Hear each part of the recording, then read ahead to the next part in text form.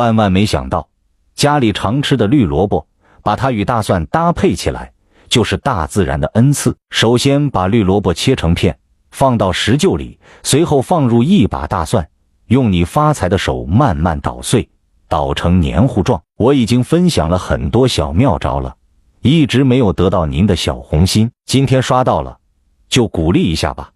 捣好后放到纱布袋里，挤出汁水，最后来一勺蜂蜜，拿小勺搅拌均匀，让它们充分融合到一起，就可以直接饮用了。喝起来清香四溢，这个方法真不错，我们要收藏好，以免弄丢了找不到。